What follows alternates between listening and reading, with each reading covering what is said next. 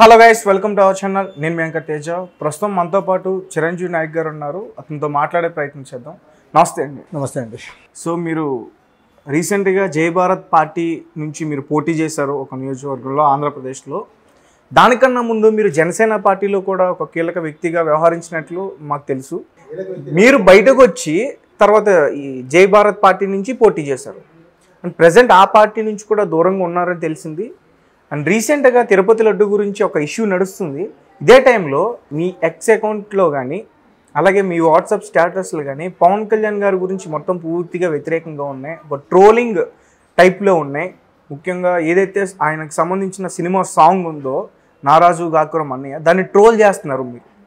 ఎందుకు అలాంటి వ్యక్తి దగ్గర మీరు వర్క్ చేసి తర్వాత మారిపోయి ఈరోజు డైరెక్ట్గా మీరు అటాక్ చేసే ప్రయత్నం చేస్తున్నారు? అసలు రీజన్ ఏంటి? అంటే ఒకటండి, ఇప్పుడు నేను ఆయన దగ్గర పనిచేసే క్రమంలో ఎందుకు వెళ్ళాను అంటే, ఆయన ఒకనొక మీటింగ్లో చెప్తారు, నారాజు గాకురు అన్నయ్య నజీరు అన్నయ్య అనే జానీస్ మూవీలో ఉన్న సాంగ్ ఏదైతే ఉందో ఆ సాంగ్ని నేను గుజరాత్ అల్లర్లో జరిగిన క్రమంలో అక్కడ ముస్లిమ్స్కి జరిగిన అన్యాయానికి సంఘీభావంగా నేను ఆ పాట పెట్టాను. సో నాకు అలాంటి సంఘటనలు జరిగినప్పుడు నా మనసు చెల్లిస్తుంది. అలాగే అన్యమతస్తులైనా సరే ఏదైనా జరిగితే నేను తట్టుకోలేను, వాళ్ళకి నేను బాసటగా ఉన్నాను అని చెప్పే ప్రయత్నం చేశానని చెప్పారు ఆయన. ఎక్కడో గుజరాత్లో జరిగిందని, 2002లో గుజరాత్లో జరిగిందని దాన్ని బేస్ చేసుకుని వాళ్ళకి కన్సోల్ చేసేదానికి ఒక పాటను ఒక మూవీలో పెట్టాను. ఆయన ఒక దాంట్లో చెప్పారు. సరే, అలాంటి వాటికి ఇన్స్పైర్ అయ్యి అట్రాక్ట్ అయ్యి మేము ఆయన దగ్గరికి పనిచేసేదానికి వెళ్ళాము. So all of sudden one fine day, reason ఏంటో ఎవరికి తెలియదు. దానికి కరెక్ట్గా నేను ఫ్యూ డేస్ ముందు ఆయన కలిశాను. అక్కడ జరుగుతున్న నాకు జరుగుతున్న పర్సనల్గా కొన్ని ఇబ్బందులు చెప్పాను. నాకు ఇలా ఇబ్బంది కలిగిస్తున్నారు, నా వల్ల కాదు అని చెప్పాను. నేను సెటరేట్ చేస్తానని చెప్పే క్రమంలో ఆల్ ఆఫ్ షడన్ 45 మందికి ఒకేసారిగా పార్టీ ట్రెజరర్ ఫోన్ చేశారు, అందరినీ తీసేశారు. సో ఆయన తీసేస్తే మేము వచ్చాం తప్ప మేముగా తప్పులు చేసి రాలేదు. ఎందుకు తీసేశారు? పార్టీ నుంచి మిమ్మల్ని తొలగించారా? 45 మంది స్టాఫ్ని ఒకే రోజు వితౌట్ రీజన్ ఆయన తొలగించారు. ఒకే రోజు వన్ బై వన్ అందరికి ఒకరి తర్వాత ఒకళ్ళకి ఫోన్ వచ్చింది. సో ఈ క్రమంలో బయటకు వచ్చిన తర్వాత వేరే ఆప్షన్స్ చూసుకుంటున్న క్రమంలో జేడీ లక్ష్మీనారాయణ గారు జై భారత్ నేషనల్ పార్టీ పెట్టారు.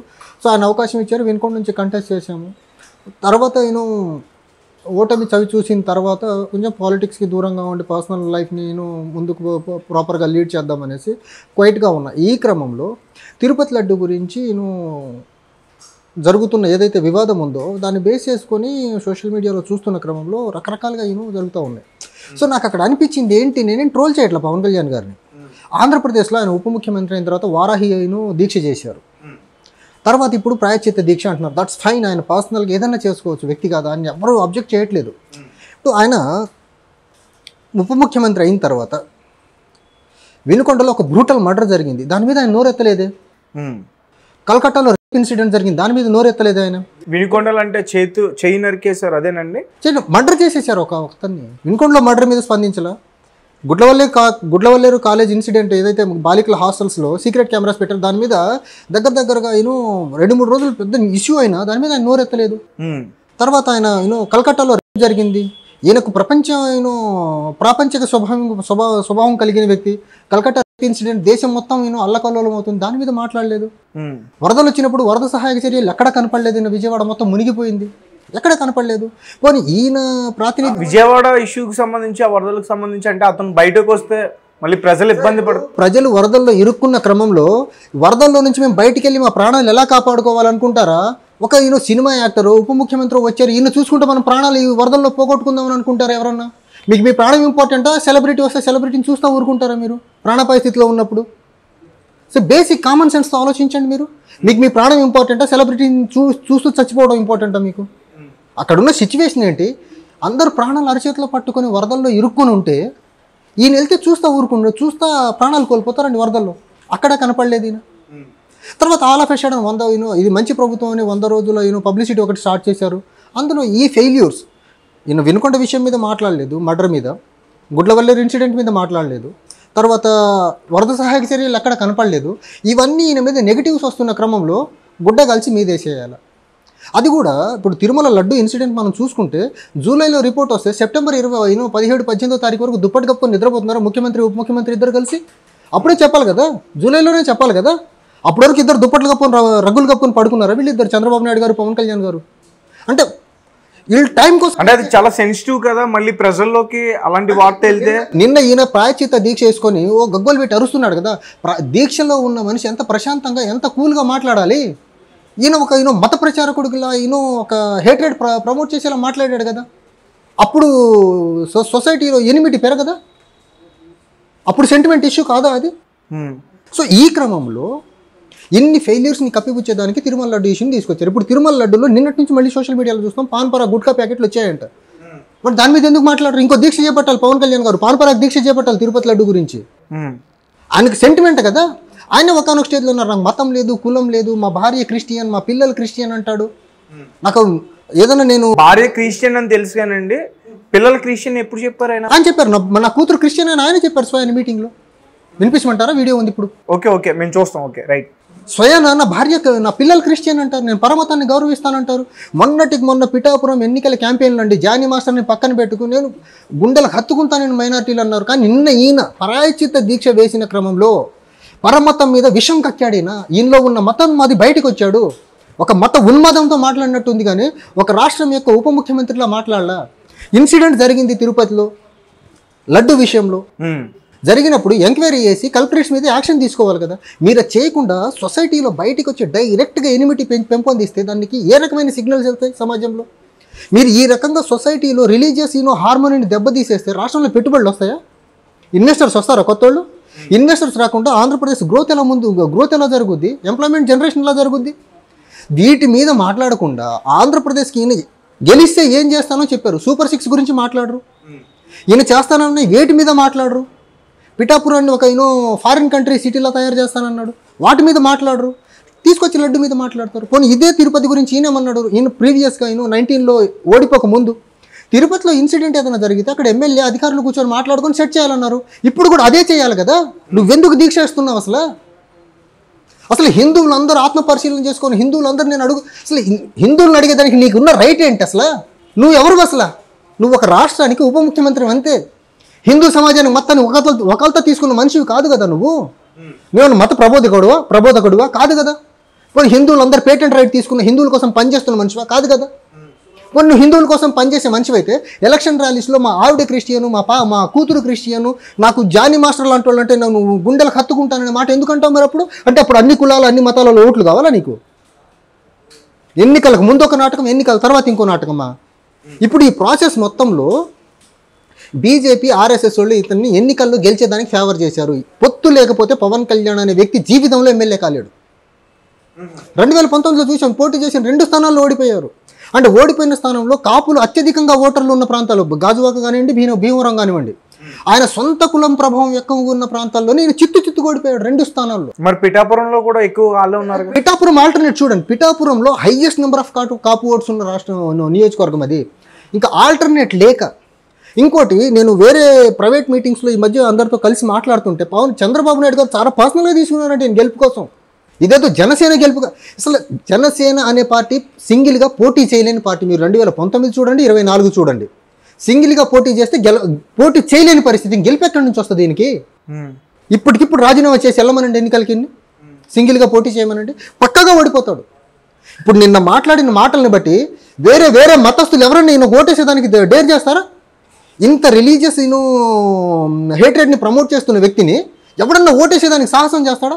2 లక్షల పుస్తకాలు చదివాను అన్నాడు. 2 లక్షల పుస్తకాలు చదివిన వ్యక్తి యొక్క జ్ఞానం మీద ఈ రకమైన మతోన్మాదంతో మాట్లాడే మాటల, మత ఉన్మాదాన్ని పెంపొందించే మాటల 2 లక్షల పుస్తకాలు చదివిన వ్యక్తి అసలు ఎంత కూల్, ఎంత కంపోజర్గా ఉంటారు? అసలు 2 లక్షల పుస్తకాలు చదివిన మనిషి నిన్న మాట్లాడే మాటలు అనిపించినాయి ఎవరు? ఏం మాట్లాడాడు మీరు ఒకసారి మాకు చెప్పండి, ఏం మాట్లాడాడు? ఇప్పుడు చెప్తున్నారు కదా, హిందువులు నేను ప్రశ్నిస్తున్నా, అసలు ఇదే చర్చిల మీద జరిగితే ఏం చేస్తారు, ఇదే మసీదుల మీద జరిగితే మీరు చూస్తా ఊరుకుంటారంటారేంటి? అంటే ఇప్పుడు లడ్డు మీద జరిగిందని హిందువులందరూ వెళ్ళి అన్య మతస్థుల మీద దాడి చేసేయాలా? ఇప్పుడు ఈయన చెప్పిన మాటలు విని నిన్న ఒక గుంపు మాజీ ముఖ్యమంత్రి ఇంటి దగ్గరికి వెళ్ళి జై శ్రీరామ్ నినాదాలు చేస్తున్నారు. ఇంటి దగ్గరికి వెళ్ళి అరే తిరుపతి లడ్డు ఇన్సిడెంట్, అక్కడ జై శ్రీరామ్ ఎక్కడి నుంచి పుట్టుకొచ్చాడు? మళ్ళీ తిరుపతి లడ్డు గురించి స్లోగన్స్ ఇవ్వండి మీరు. అసలు ఇష్యూ వచ్చి ఒక ప్రసాదంలో కల్తీ కలుస్తుంది, జంతువుల యొక్క దానికి ఆ ప్రసాదం మతానికి సంబంధించింది కాదు. మరి ఈయన మతాన్ని ఎందుకు తీసుకొచ్చాడు? ప్రాచిత దీక్ష ఎందుకు? అసలు ప్రసాదంలో కల్తీ వస్తే కల్తీ ఎలా జరిగిందో ఎంక్వైరీ చేసి యాక్షన్ తీసుకోవాలి కదా. దీక్ష ఏంటి? అసలు దీక్ష ఎక్కడి నుంచి వచ్చింది? ఈ ప్రాయశ్చిత్త దీక్షని ప్రపంచంలో ఎవడన్నా చేశాడు హిందూ? అంటే తిరుపతి దేవస్థానం మరి ప్రపంచంలోనే చాలా ప్రాముఖ్యత కలిగింది కదా. టెంపుల్కి సంబంధించి రాజకీయ నాయకుడికి ఏం పని అండి? టెంపుల్ బోర్డు ఉంది, వాళ్ళు చూసుకుంటారు. అసలు ఉప ముఖ్యమంత్రికి టీటీడీకి సంబంధం ఏంటి అసలు? ఈయన ఏ రకంగా కనెక్టెడ్ టు టీటీడీ? టీటీడీకి పవన్ కళ్యాణ్ గారికి సంబంధం ఏంటి అసలు? ఉప ముఖ్యమంత్రి రాష్ట్రం మొత్తానికి, మరి రాష్ట్రంలో మరి ఉంది. ఇప్పుడు లోకేష్ గారే చెప్పారు, temple board autonomous body, it is nothing to do with government of Andhra Pradesh అని చెప్పాడు. మరి నిన్న ఆయన గవర్నమెంట్కి ఏ సంబంధం లేదని చెప్పాడు, ముఖ్యమంత్రికి ఏ సంబంధం లేదని లోకేష్ గారు అన్నారు కదా. మరి అలాంటప్పుడు పవన్ కళ్యాణ్ గారికి ఏ సంబంధం ఉంటుంది ఆ విషయంలో? అంటే నిన్న ఆయన దీక్ష వేసింది ఒక నాయకుడిగా కాదు. ఈయన 2019 ఎలక్షన్కి ముందు చూడండి, అప్పుడు చేగోవేరా, కమ్యూనిజం, అంబేద్కరిజం గురించి మాట్లాడాడు. అక్కడ ఓడిపోయాడు, 2 చోట్ల ఓడిపోయిన తర్వాత బీజేపీ పంచం తేలిన తర్వాత ఆర్ఎస్ఎస్ బీజేపీని ప్రసన్నం చేసుకునేదానికి సనాతన ధర్మం గురించి మాట్లాడతాడు ఈయన. అంటే ఈయనకి ఎన్నికలకి ఏది అవసరమైతే దాన్ని పట్టుకొని ఊగులాడుతూ ఉంటాడు ఈయన, అంతే. ఈయనకంటూ ఒక భావజాలం లేదు, ఈయనకంటూ ఒక స్థిరమైన అభిప్రాయం లేదు. స్థిరమైన అభిప్రాయం ఉంటే చేగోవీరా కరెక్టా, సనాతన ధర్మం కరెక్టా చెప్పమనండి పవన్ కళ్యాణ్ గారిని. చేగోవీరా కరెక్టా, సనాతన ధర్మం కరెక్టా? ఆయన భావజాలతోనే పుట్టుకొచ్చింది కదా మరి పార్టీ, జనసేన పార్టీ. అదే కదా దరిద్రం. చూడు, మీరు అక్కడి నుంచే వచ్చారు. మేము పవన్ కళ్యాణ్ గారిని చూసి, నేను ఆయనతో పర్సనల్ కూడా చెప్పా, మేము మిమ్మల్ని అట్రాక్ట్ అయ్యింది మీరు చేగోవీరా గురించి మాట్లాడినప్పుడు, కమ్యూనిజం గురించి మాట్లాడినప్పుడు, అంబేద్కరిజం గురించి మాట్లాడినప్పుడు అట్రాక్ట్ అయ్యాం, సనాతన ధర్మంతో కాదు. నేను ఇది కూడా చెప్పాను, మీరు బీజేపీతో కలిసిన తర్వాత మీ మూవ్ని డైజెస్ట్ చేసుకునే దానికి నాకు టైం పట్టింది సరే అని చెప్పాను నేను ఆయనతో కూడా. నేను ఆయనతో ఓపెన్గా నేను చెప్పాను మాట్లాడుతున్నప్పుడు. సో మేము పవన్ కళ్యాణ్ గారిని చూసి అట్రాక్ట్ అయింది ఆ చేగోవీరా స్టోరీస్ గురించి మాట్లాడినప్పుడు, చేగోవీరాలో ఈయన ఉంటాడేమో, సమాజం కోసం పుట్టుకొచ్చాడేమో నమ్మాం మేము. ఇప్పుడు సమాజం కోసం ఈయన పదవి, ఈయన స్వార్థం తప్ప, ఈయన రాజకీయాలు తప్ప ఇంకేం పట్టట్లే ఆయనకి. ఇప్పుడు నారాజు గాకరు మా అన్నయ్యలో ఉంది కదా, నాయకుడు స్వార్థం కోసం మతాన్ని వాడుకుంటాడు అనేసి ఈయన స్వార్థం కోసం ఇప్పుడు హిందూ మతాన్ని వాడుతున్నాడు. అంటే 2019కి ముందు టీటీడీలో ఏదన్నా జరిగితే బోర్డు చూసుకోవాలి, అక్కడ ఉన్న ఎమ్మెల్యే చూసుకోవాలన్న వ్యక్తి ఇప్పుడు ఈయన ఎందుకు దూరుతున్నాడు టీటీడీ విషయంలో, లడ్డు విషయంలో మీరు దూరారు సరే. ఇప్పుడు పాన్ పరాగులు వచ్చాయంటున్నారు, మీ గవర్నమెంట్ వచ్చిన తర్వాతే మ్యానుఫ్యాక్చరింగ్ లడ్డూస్ కదా అవి, తయారు చేసిన లడ్డూలు కదా. ఆ పాన్ పరాగ్ గురించి మాట్లాడరండి మీరు అసలు. మీరు రాష్ట్రానికి ఉప ముఖ్యమంత్రి కదా. మరి గుడ్లవర్లేరు కాలేజ్ ఇన్సిడెంట్లో అమ్మాయిల మాన ప్రాణాల గురించి మీరు ఏం మాట్లాడరేంటి అసలు? మీరు అన్నారు కదా అమ్మాయిల వైపు ఎవరైనా తేడాగా చూస్తే తాట తీసే చట్టాలు తీసుకొస్తామన్నారు కదా. గుడ్లవల్లేరు కాలేజ్ ఇన్సిడెంట్ జరిగినప్పుడు దుప్పటి కప్పుకొని పడుకుంటున్నారు పవన్ కళ్యాణ్. మళ్ళీ Vinukonda murder, law and order అంటే ఎలా ఉండాలో రాష్ట్రానికి చూపిస్తామన్నారు. మీ ప్రభుత్వం ఏర్పడి పట్టుమని 10 రోజులు కాలేదు, వినుకొండలో ఒక బ్రూటల్ మర్డర్ జరిగింది డే టైమే, అత్యంత కిరాతకంగా చెప్పారు. నేషనల్ ఇష్యూ, నేషనల్ టెలివిజన్స్లో వచ్చాయి, దాని మీద ఎందుకు మాట్లాడలే ఈయన అపోజిషన్లో ఉన్నప్పుడు? మేము అధికారంలోకి వస్తే ఫస్ట్ టేకప్ చేసే కేసు సుగాలి ప్రీతి కేసు అన్నాడు. ఈయన అపోజిషన్లో ఉన్నప్పుడు అదే సుగాలి ప్రీతి కేసుని సిబిఐకి ఇవ్వాలన్నాడు. సిబిఐకి ఇచ్చాడా? ఈయన కేసుని టేకప్ చేయకపోగా పేరెంట్స్ వచ్చి కలిశారు పాపం, చనిపోయిన ప్రీతి వాళ్ళ పేరెంట్స్ వచ్చి కలిస్తే లోకల్ పోలీసులతో మాట్లాడతాను వెళ్ళండి అన్నాడు. అంటే నువ్వు అపోజిషన్లో ఉన్నప్పుడు ఆ కేసు సిబిఐకి ఇవ్వాలా? నువ్వు అపోజిషన్లో ఉన్నప్పుడు నువ్వు అధికారంలోకి వస్తే ఫస్ట్ కేసు అదే టేకప్ చేస్తానంటావా? అధికారంలోకి వచ్చిన తర్వాత వాళ్ళు వచ్చి కలిస్తే లోకల్ పోలీసులతో మాట్లాడారు. సార్, చట్టాన్ని చేతుల్లోకి తీసుకోవడం అనేది ఏ రాజకీయ నాయకుడికైనా ఉందా? తీసుకోకూడదు కదా. అందుకని అతను తీసుకోలేదు అనుకోవచ్చుగా. కనీసం ఎంక్వైరీకి ఆదరించండి, ఎంక్వైరీకి ఆదేశాలు ఇవ్వండి. సిబిఐ ఎంక్వైరీకి చట్టాన్ని నేను తీసుకోమని నేనేం అనట్లేదే. మీరు చెప్పినట్టే మీరు అపోజిషన్లో ఉన్నప్పుడు సుగాలి ప్రీతి కేసుని సిబిఐకి ఇస్తామన్నారు, సిబిఐకి ఇవ్వండి. ఏ అబ్జెక్షన్ ఎందుకు మీకు? ఇప్పుడు మీరు చెప్పిన మాటే కదా, మీరు చెప్పిన మాట మీద మీరు నిలబడండి. లా అండ్ ఆర్డర్ అంటే ఎలా ఉంటుందో చూపిస్తామన్నారు కదా, రాష్ట్రాన్ని చూపించారు కదా. మర్డర్స్తో స్టార్ట్ అయింది మీ ప్రభుత్వం. వచ్చిన 10 రోజుల్లోనే వినుకొండలో మర్డర్ జరిగింది. తర్వాత చూశారు కదా, అక్కడికి జగన్మోహన్ రెడ్డి గారు వెళ్ళి తర్వాత ఢిల్లీలో దీక్ష చేశారు ఆ పర్టికులర్ ఇన్సిడెంట్ మీద. ఇదే లా అండ్ ఆర్డర్ అంటే? రాష్ట్రంలో ఇన్ని సమస్యలన్నీ పక్కన వదిలేసి ఒక చిన్నపాటి లడ్డు గురించి, అది కూడా ఇప్పుడు చాలామంది ఎక్స్పర్ట్స్ చెప్తున్నారు ఆ లడ్డూలో ఏదన్నా యానిమల్ రిలేటెడ్ ఫ్యాట్ ఏదన్నా కలిస్తే పొల్యూట్ అయిపోద్ది అంటున్నారు. అది ఒక రకమైన స్మెల్ వచ్చేస్తుంది అంటున్నారు, ఆచిపోయి స్మెల్ వస్తుంది అంటున్నారు. ఇంతమంది ఎక్స్పర్ట్స్ ఇన్ని మాటలు చెప్తా ఉంటే వాటి అసలు ఎక్కడ లడ్డూలు చెడిపోయినట్టు ఎక్కడ లేదు కదా. మరి యానిమల్ ఫ్యాట్ ఎలా కలిపారు అందులో? ఇంకోటి, మీ గవర్నమెంట్ పార్ట్నర్గా మీ ముఖ్యమంత్రి ఎవరైతే ఉన్నారు చంద్రబాబు, ఇప్పుడు ఆయన 2003లో 1000 మండపాలను, తిరుమలలో ఉన్న 1000 మండపాలని 1000 స్తంభాల మండపాన్ని 2003లో కూలగొట్టాడు. 1472లో కట్టిన మండపాన్ని. మరి దాని మీద ఆయన కూడా హిందూ వ్యతిరేక అవ్వాలి కదా. అప్పుడు ఆయన మీద కూడా నువ్వు క్వశ్చన్ చేయాలి కదా. అలాంటి ఆయనతో పొత్తులో ఉండి నువ్వు పొలిటికల్ జర్నీ చేస్తున్నావు కదా. అండ్ ఇదే చంద్రబాబు నాయుడు గారు రాష్ట్రం విడిపోయిన తర్వాత రోడ్డు వైడనింగ్ అనేసి గుంటూరు విజయవాడలో ఇన్ఫ్రాస్ట్రక్చర్ క్రియేషన్ కోసం చాలా రోడ్స్ టెంపుల్స్, రోడ్ పక్కన ఉన్న టెంపుల్ అన్నింటినీ కూలగొట్టాడు. మరి దాని మీద మాట్లాడరేంటి ఈయన? ఒక్క తిరుపతి లడ్డూనే ఎందుకు? తిరుపతి లడ్డు ఓకే, తిరుపతి లడ్డు మహాప్రసాదంగా భావిస్తారు మరి భారతీయులందరూ కూడా, కేవలం ఆంధ్ర ప్రజలే కాదు. గుడ్లవర్లేలు కాలేజ్ అమ్మాయిల మీద వాళ్ళ మీద జరిగిన అన్యాయానికంటే పెద్దది కాదు తిరుపతి లడ్డు. అక్కడ అమ్మాయిలు ఉండే హాస్టల్స్ బాత్రూంలో సీక్రెట్ కెమెరాలు పెట్టింది దానికంటే పెద్ద ఇష్యూ అయితే తిరుపతి లడ్డు అయితే కాదు. అక్కడ సీక్రెట్ కెమెరాలు పెట్టింది కూడా హిందువులు అని చెప్తే, ఈ ఇక్కడ రిలీజియన్ కాదు, ఎవరు పెట్టినా అది చాలా పెద్ద తప్పు. దాని మీద స్పందించాలి కదా ఈయన. ఇక్కడ హిందూ, ముస్లిమా, క్రిస్టియనా కాదు నేను అనేది. మరి ఈయన ఒక పార్టీకి హెడ్గా ఉన్నాడు కదా. మణిపూర్లో అల్లర్లు జరుగుతూ ఉన్నాయి, అక్కడ మహిళల్ని వివస్త్రం చేస్తున్నారు. వాటి మీద ఎందుకు మాట్లాడలే ఈయన? ఈయన జాతీయతను విస్మరించని ప్రాంతీయవాదం అనే భావజాలంతో నడుస్తున్న పార్టీ కదా ఇది. మరి మణిపూర్లో జరుగుతున్న ఇన్సిడెంట్ మీద ఎందుకో మాట్లాడ్డా అసలు ఈయన? కోల్కతాలో డాక్టర్ మీద జరిగిన రేప్ మీద ఎందుకో మాట్లాడినా? ఈ కన్వీనియంట్ కంఫర్ట్ పాలిటిక్స్ చేస్తున్నాడు తప్ప ఈయనకు నిజంగా పాలిటిక్స్ అంటే ఒక కమిట్మెంట్ ఉన్న వ్యక్తి అయితే కాదు. కమిట్మెంట్ ఉండే వ్యక్తి అయ్యి ఉంటే అసలు చంద్రబాబుతో పొత్తు పెట్టుకోడినా. ఇదే చంద్రబాబు నాయుడు గారిని పవన్ కళ్యాణ్ గారు ప్రజారాజ్యం పార్టీలో ఉన్నప్పుడు ఒక రేంజ్లో దూషించాడు. అదే పవన్ కళ్యాణ్ అదే చంద్రబాబు నాయుడిని 2019 ఎన్నికల్లో ఒక రకంగా ఎక్స్పోజ్ చేశాడు. అసలు జీవితంలో మీతో పొత్తు పెట్టుకొని మీరు నా తల్లిని దూషించారన్నారు. మీ తల్లిని దూషించిన వాడితో పొత్తు పెట్టుకున్నావు నువ్వు ఎమ్మెల్యే అయ్యేదానికి. ఇంకా నువ్వు నీతులు చెప్తావు మాకు. ఆ నీతులు రాష్ట్రంలో ప్రజలు, హిందువులు అందరూ వినాలా. అంటే ఫైనల్ గా మీరు ఏమంటారు? పవన్ కళ్యాణ్ గారు నిన్న దీక్ష చేయబట్టింది, ప్రాయశ్చిత్త దీక్ష. ఒక హైందవుడిగా చేశారు, ఒక నాయకుడిగా చేయలేదు, ఒక హైందవుడిగా చేశారు మీరు అంటారా? హైందవుడిగా చేశాడు, నాయకుడిగా చేశాడు అన్నట్ల ఆయన మాట్లాడిన మాటలు సొసైటీలో ఎనిమిటిని పెంపొందించేలా ఉన్నాయి, రిలీజియస్ హేట్రెడ్నెస్ పెంచేలా ఉన్నాయి, రిలీజియస్ డివిజన్ తీసుకొచ్చేలా ఉన్నాయి. అది కరెక్ట్ కాదు అంటాను. అది కరెక్ట్ కాదని ఎందుకు అంటానంటే ఇంతకుముందు ఆయన మాట్లాడిన మాటలను బేస్ చేసుకొని అంటున్నాను నేను. టీటీడీలో ఏదన్నా జరిగితే బోర్డు చూసుకోవాలంటాడు. బోర్డు చూసుకోవాలని దగ్గర నువ్వెందుకు దూరి ప్రాయశ్చిత్త దీక్ష చేస్తున్నావు అంటాను నేను.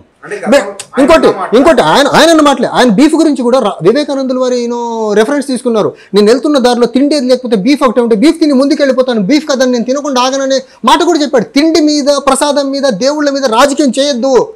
నువ్వు రాజకీయాలు చేయాల్సింది పాలసీల మీద, ఇష్యూస్ మీద, వాటి మీద చేయి నువ్వు రాజకీయాలు. ఇప్పుడు ఈ ఎంటైర్ ఎపిసోడ్ మొత్తంలో వైజాగ్ స్టీల్ ప్రైవేట్ పరం అయిపోతుంది. దాన్ని డైవర్ట్ చేసేదానికి ఈ ఇష్యూని లేపారు చంద్రబాబు నాయుడు గారు, పవన్ కళ్యాణ్ ఇద్దరు కలిసి. దీని వెనకాల అది జరుగుతూ ఉంది. బ్యాక్ డోర్ లో ప్రాసెస్ ఏంటంటే వైజాగ్ స్టీల్ ప్లాంట్ ప్రైవేట్ పరం చేస్తున్నారు వీళ్ళు. సెంట్రల్ గవర్నమెంట్ పూలుకుంది, దాన్ని వీళ్ళు సపోర్ట్ చేస్తున్నారు.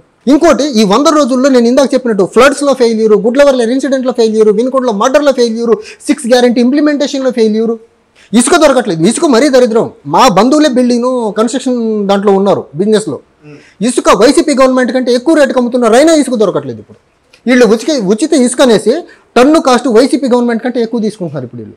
ఇలాంటి ఫెయిల్యూర్స్ అన్ని కప్పిపుచ్చిన దానికి ఒక రిలీజియస్ సెంటిమెంట్ ఇష్యూని తీసుకొచ్చి రాజకీయంగా పవన్ కళ్యాణ్ అనే వ్యక్తి పబ్బం గడుపుకుంటున్నాడు తప్ప ఇక్కడ ఇంకోటి అయితే లేదు. ఇవన్నీ మీకు అంటే ఇప్పుడు ఆయన ప్రవర్తన ఇప్పుడు మీకు ఎప్పుడు తెలిసింది బాగా? అంటే ఒకటండి, నేను జనసేన, మీరు పార్టీలో ఉన్నారు కదా. నేను పార్టీలో ఉన్నప్పుడు నేను చెప్పా కదా, నేను ఆయనతో మాట్లాడుతున్నప్పుడే చెప్పా. బీజేపీ విషయంలో నాకు క్లియర్గా నా ఒపీనియన్ నేను చెప్పినప్పుడు ఆయన నాతో చెప్పిన మాట, చిరంజీవి మనకు బీజేపీతో మన రిలేషన్ ఎలా ఉంటుందంటే it is like 70-30. 70% of the issues we can agree with the BJP and remaining 30% of the issues are there in which we will never compromise with the BJP అనే మాట ఆయన చెప్పిన ఎగ్జాక్ట్ ఫ్రేజ్ చెప్తున్నాను నేను నీకు. 70-30 రేషియోలో బీజేపీతో మన రిలేషన్ ఉంటుంది. 70% ఆఫ్ ద ఇష్యూస్లో మనం బీజేపీతో కలిసి ముందుకు సాగుతాము. 30% ఆఫ్ ద ఇష్యూస్ ఉంటాయి సెన్సిటివ్ ఇష్యూస్, వాటి విషయంలో మనం బీజేపీతో ఎట్టి పరిస్థితుల్లో కాంప్రమైజ్ అవ్వము అనే మాట ఆయన చెప్పాడు. దానికి నేను కొంచెం కన్విన్స్ అయ్యా. Okay, for betterment of state అనుకోండి, వెల్ఫేర్ ఆఫ్ బెటర్ వెల్ఫేర్ కోసం అనేవండి. ఓకే, ఈ గివ్ అండ్ టేక్ అప్రోచ్ ఉంది కదా, ఓకే అన్నట్టు ఉండేది కాబట్టి. కానీ కొన్ని పాలసీస్లో అర్థమైంది. ఇప్పుడు ఆయన పార్టీ సిద్ధాంతాల్లో కుల ప్రస్తావన లేని రాజకీయాలు, కులాలను కలిపే విధానము, మత ప్రస్తావన లేని రాజకీయాలు అంటారు. స్టేజ్కి మైక్ అందుకున్న వెంటనే 3 నిమిషం 4 నిమిషం కులాల గురించి, మతాల గురించి మాట్లాడతాడు. అనిపించింది, ఒక పక్క కులాల్ని కలిపే రాజకీయం అంటాడు, ఇంకో పక్క కులాల గురించి మాట్లాడతాడు, మత ప్రస్తావన లేని రాజకీయం అంటాడు, మతాల గురించే మాట్లాడతాడు. ఇప్పుడు అనిపించింది ఈయన పార్టీ ఐడియల్స్లో ఉన్న వాటికి భిన్నంగా ఈయనే బిహేవ్ చేస్తే ఇది పార్టీ సిద్ధాంతం ఎలా అవుద్దనేసి నాకు మైండ్లో బెనిఫిట్ ఆఫ్ డౌట్ ఉంటూనే ఉంటుంది.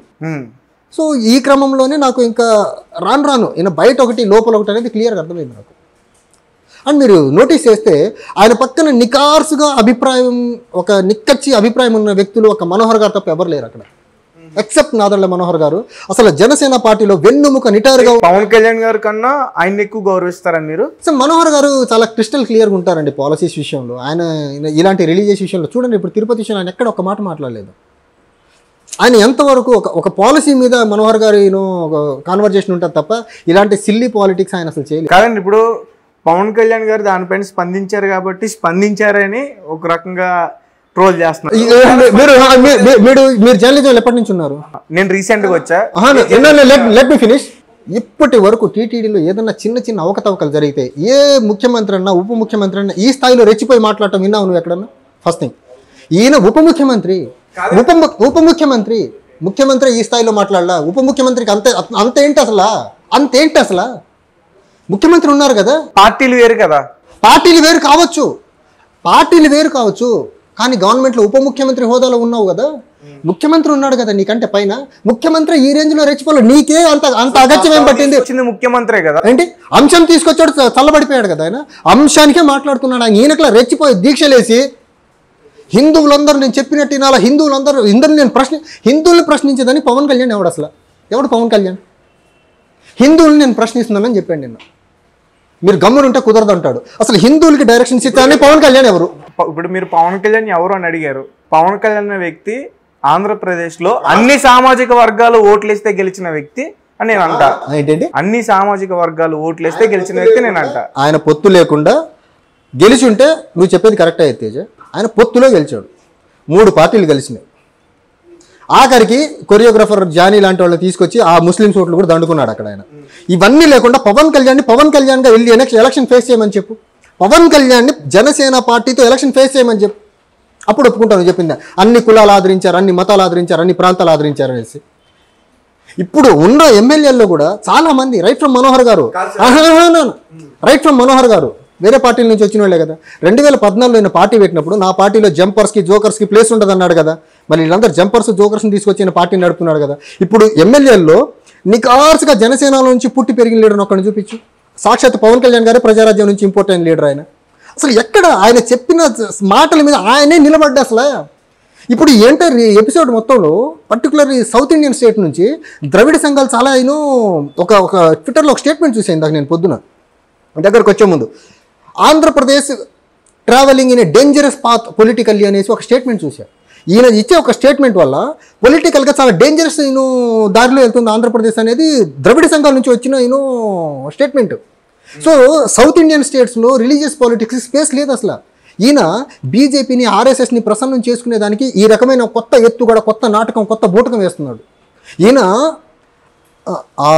వారాహి దీక్ష కానివ్వండి, ఇప్పుడు దీక్ష కానివ్వండి, కేవలం బీజేపీని ప్యాసిఫై చేసి ఆర్ఎస్ఎస్ని ప్యాసిఫై చేసి ఒక మనువాదుల బానిసగా ఉండేదానికి ఇష్టపడుతున్నాడని క్రిస్టల్ క్లియర్గా అర్థమవుతుంది. రైట్, అంటే మీరు ఫైనల్గా ఏమంటారు దీని గురించి? ఉప ముఖ్యమంత్రి అంత గట్టిగా మాట్లాడకూడదని అంటే ఉప ముఖ్యమంత్రి స్థాయిలో ఉండే వ్యక్తి వినుకొండ మర్డర్లో జరిగిన లా అండ్ ఆర్డర్ ఫెయిల్యూర్స్ గురించి మాట్లాడాలా, గుడ్లవర్లేరు ఇన్సిడెంట్ గురించి మాట్లాడాలా, సుగాలి ప్రీతి కేసు గురించి మాట్లాడాలా, అట్ ద సేమ్ టైం ఆంధ్రప్రదేశ్లో మొన్న వచ్చిన వరదల విషయంలో మునిగిపోయిన ప్రాంతాలకి అసలు వీళ్ళు ఏం చేశారో చెప్పాలా, వీళ్ళు ఇచ్చిన సూపర్ 6 గ్యారంటీల గురించి మాట్లాడాలా, వీళ్ళు భవన నిర్మాణ కార్మికులు ఉచిత ఇసుక అన్నారు కానీ వైసీపీ గవర్నమెంట్ కంటే ఎక్కువ రేటుకి అమ్ముతున్నారు, దాన్ని ఎలా కంట్రోల్ చేస్తారో మాట్లాడాలా, యువతకు ఎలాంటి ఉపాధి ఇస్తున్నారో మాట్లాడాలా, రాష్ట్రానికి ఇన్వెస్ట్మెంట్స్ ఎలా చేస్తున్నారో మాట్లాడాలి తప్ప ఒక ఉప ముఖ్యమంత్రి అనే వ్యక్తి, అది కూడా 2 లక్షల పుస్తకాలు చదివిన వ్యక్తి, సెన్సిటివ్ ఇష్యూని ఇంత అగ్రెసివ్గా సొసైటీలో ఎనిమిటీ, హేట్, డివిజన్ తీసుకొచ్చేలా మాట్లాడటం కరెక్ట్ కాదు అంటాను నేను. నా బాధ నిన్న మొన్నటి నుంచి అదే. అంటే నేను ఏమంటానంటే తిరుపతి అనేది తిరుపతి దేవస్థానం మన ప్రపంచంలోనే అందరికీ సెంటిమెంటే. అందరు ఈయనకలా రెచ్చగొట్టే మాటలు ఎవడు మాట్లాడాలా? ప్రభుత్వానికి అవమానం కదా దీన్ని. ప్రభుత్వం అది బోర్డు చూస్తుంది అసలు అది కాదండి. ఆ ప్రభుత్వం ఇప్పుడు ఆ రిపోర్ట్ వచ్చింది కూడా జూలై 23 కదా. వీళ్ళ గవర్నమెంటే కదా. పాత గవర్నమెంట్ మీద నెప్పం వేస్తారంటే వీళ్ళు అసలు. ఇప్పుడు పాన్ పరాగులు వచ్చింది, నిన్నటి నుంచి సోషల్ మీడియాలో వైరల్ అవుతుంది కదా, ఇది కూడా వీళ్ళ గవర్నమెంట్లో వచ్చింది కదా. సిగ్గుపడి గవర్నమెంట్ నుంచి రిజైన్ చేయండి మీరు. అసలు ఇన్సిడెంట్ జరిగింది మీ గవర్నమెంట్లో కదా, పాత గవర్నమెంట్ మీద తోస్తారంటే, వేరే మతాల మీద తోస్తారంటే. జగన్మోహన్ రెడ్డి గారు లడ్డూలు పిసుక్కుంటా కూర్చున్నారా? వేరే యానిమల్ ఫ్యాట్ కలిపేసి జగన్మోహన్ రెడ్డి కుటుంబీకులు లడ్డూలు చేశారా?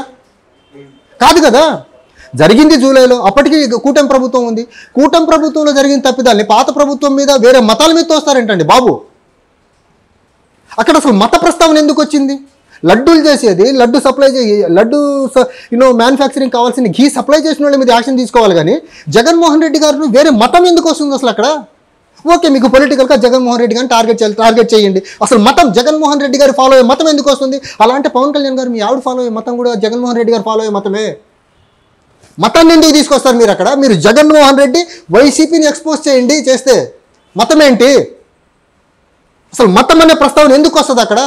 హిందువులందరినీ క్వశ్చన్ చేస్తానంట, హిందువులందరూ ఎగబడాలంటున్నావు, హిందువులందరూ ధర్మం కోసం పోరాడాలా, మీ కుటుంబ సభ్యులేమో సినిమాలు చేసుకుంటే లావిష్గా బతకాలా? ఇప్పుడు ఈ తిరుపతి లడ్డు విషయంలో వాళ్ళ కుటుంబం నుంచి ఒక్కడ స్పందించాడా? Andhra Pradesh is in safe hands అనే ట్వీట్లు పెట్టిన మనగాళ్ళందరూ ఎక్కడికి వెళ్ళారు? ఇప్పుడు ఆంధ్రప్రదేశ్ సేఫ్ హ్యాండ్లో ఉన్న టైంలోనే తిరుపతి లడ్డు కల్తీ అనే రిపోర్ట్ వచ్చింది. ఆంధ్రప్రదేశ్ సేఫ్ హ్యాండ్లో ఉన్న క్రమంలోనే ఆంధ్రప్రదేశ్ సేఫ్ హ్యాండ్స్లో ఉన్న క్రమంలోనే తిరుపతి లడ్డూలో పాన్పరా ప్యాకెట్లు డైరెక్ట్ గా సాయిధరం తేజ్ గారిని అడుగుతున్నారు. ఎవరైనా సేఫ్ హ్యాండ్స్ అని చెప్పిన వాళ్ళు ఎవరో ఉన్నారు, ఆయన గురించి మాట్లాడుతున్నాను నేను. ఆంధ్రప్రదేశ్ ఇది సేఫ్ హ్యాండ్స్ అన్న క్రమంలోనే వినుకొండలో డే లైట్లో మర్డర్ జరిగింది. ఆంధ్రప్రదేశ్ ఇది సేఫ్ హ్యాండ్ అన్న క్రమంలోనే గుడ్లవర్లేరు గర్ల్స్ హాస్టల్స్లో సీక్రెట్ కెమెరాలు ఫిక్స్ చేశారు. ఆంధ్రప్రదేశ్ సేఫ్ హ్యాండ్స్లో ఉన్న క్రమంలోనే విజయవాడలో వరదలు వస్తే ఉప ముఖ్యమంత్రి వ్యక్తి ఎక్కడ కనపడలే వరద సహాయక చర్యల్లో. ఆంధ్రప్రదేశ్ సేఫ్ హ్యాండ్స్లో ఉన్న క్రమంలోనే వైజాగ్ స్టీల్ ప్లాంట్ ప్రైవేట్ పరం అవబోతుంది. ఎక్కడ safe hands? Okay sir, thank you so much. Thank you.